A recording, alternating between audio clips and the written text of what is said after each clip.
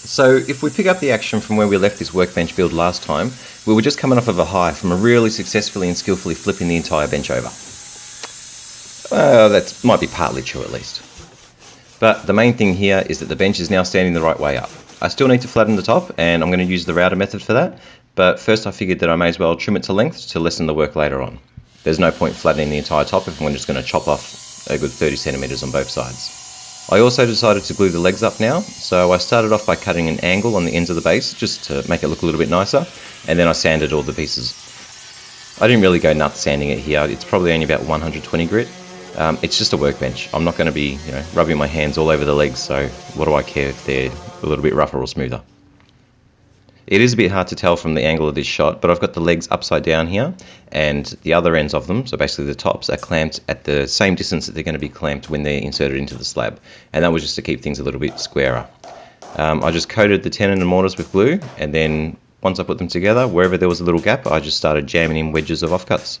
I did both legs in the same manner, and they came out, well, ugly, but perfect. I spent a lot of time wondering how I would go about this. I figured I'd use the router method as demonstrated by the Wood Whisperer and others online, but once again I was lacking the large clamps that they would normally use, so I ended up deciding to flatten it before it was placed on the legs of the table by simply sitting at the top of my outdoor table. I had it placed on an angle so that it was supported the entire length of the slab, and then I placed a 2x4 on each side which stood proud of the slab by about 10mm or so. And then I figured, seeing as the outdoor tabletop was flat, if I was to run a router on a sled between those two lengths of 2x4, I should also end up with a flat top slab. The first pass, however, was fairly poor, and I did start to doubt myself and this method. It was looking really rough, especially through the centre of the slab. Then after a little while I realised what I was doing wrong. Because I couldn't easily reach the centre of the slab as it was further away from me, I was leaning over more and applying extra downward force on the router. Whereas when I was doing the ends of the slab, it was only the weight of the router pressing down, as I was only applying lateral forces. So I just went over it again, cutting a little bit deeper, but this time I consciously applied very little pressure, especially when I was in the centre, and it came out a lot smoother. It still wasn't perfect, but it was a lot closer to it. So I spot cleaned any areas which needed it with a little block plane, and then I went over the entire slab really lightly with my belt sander. I didn't want to introduce a ripple effect, so it was only a very light sand with it. I would use this exact method again if I was to make another slab, but I would just make sure that I made a much sturdier sled. I really sort of half-assed it when I built the sled, and I probably didn't deserve to get a result as good as I feel I did. I'm not showing too much of this part of the build because more talented woodworkers have videos showing the right way of doing it. Go and watch theirs.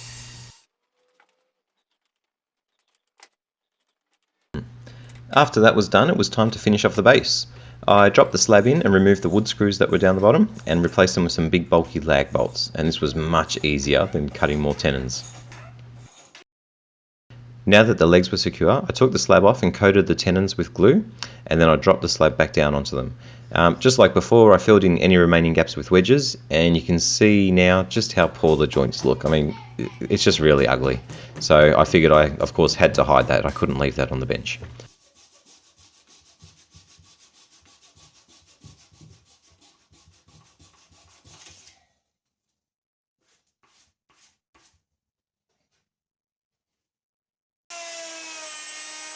So to hide them, I made up a quick little jig for the router, just so that I could cut out a nicely dimensioned rectangle over each one of the joints. There's not much to the jig at all. I think I cut the groove on each joint around 10mm deep or so, and then once I squared them up with some chisels, I cut up some hardwood scraps, I'm going to say merbau in this case, and then I glued them and dropped them into place.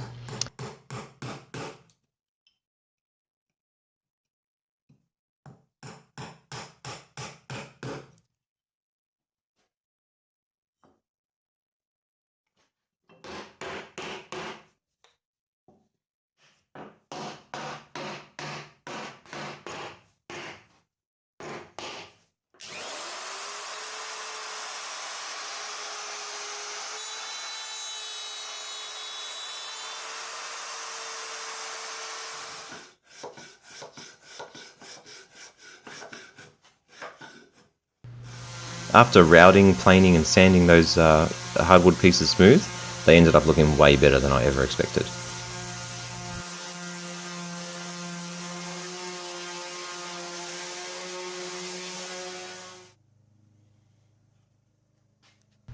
A mistake from the slab glue did come back to bite me though. This screw should have been in the offcut, not right in the middle of the cut. So to fix it up, I cut up some more Merbuda size, and then I glued and screwed it to the end of the workbench. Once it was dry, I removed a couple of screws and replaced them with some dowel, and then when the dowel was dried in there, I repeated the procedure until all the screws were replaced.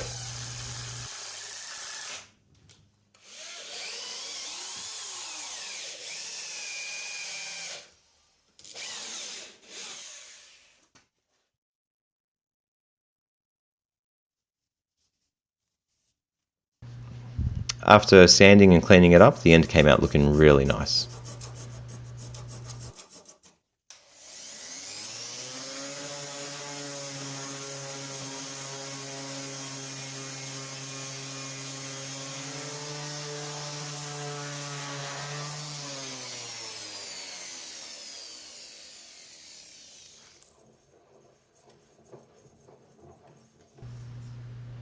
I went with an oil finish for the wood. The colour it ended up is exactly what I was hoping for. It's when I picture a workbench, that's the colour of the wood that I picture.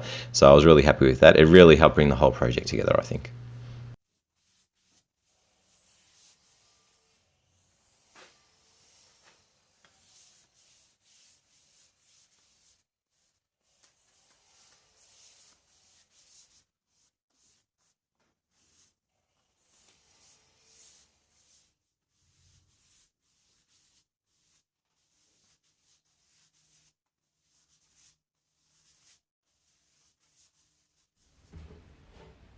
And that's the whole workbench. As you can probably tell, I am pretty pleased with it. I'm rapt with how it came out. I think it's fantastic.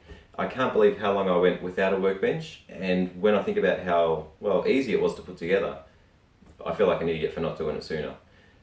It's better than I ever thought it would be. It's fantastic. Just go and build one. They're great. So as for cost, this one cost me, I think it was about 170 or so in wood. I had the hardwood was just offcuts. What else was there? I already had the glue, the screws, all that sort of stuff. I think I spent $50 on the vise on the side, which I'll show in another video. It's just a simple vise, nothing too special about it. I may put another one down the end, but I haven't decided yet. I'm just going to wait and see how I use this and what sort of things I build on it. I will do dog holes at some stage, but, well, I just haven't done them yet, that's all. What else is there? Later on, I'll probably end up putting some drawers and cupboards underneath it, so that'll help with more weight on it, but also just for storage, because, well, you always need storage, don't you? So if you're watching this video, you're probably thinking of building a workbench on the cheap, and maybe not with all the right tools. It can be done, and it works out pretty nicely. I would use probably pretty much all the same methods that I did to build this one to build another one if I wanted to. I'll just take a little bit more time and be more careful about it, really. That would be the only thing that I'll do differently. From the top, the only thing that looks a little bit weird is there's a couple of slight gaps here, here and here, and that's because when I was cutting the wood, you know, it was really wet, the blade was getting pushed to the side and it didn't give me a perfect 90-degree cut. If I wanted to, I could have trimmed it again and again and again to make it perfectly flat. If I want to, I could get the router, route out a channel, put an insert in there. I'm really not that fussed though. It's done, I'm happy with it. I'm ecstatic with it really, not just happy. So there you go. Hope you enjoy it. Thanks for watching, and I'll see you in a couple of weeks.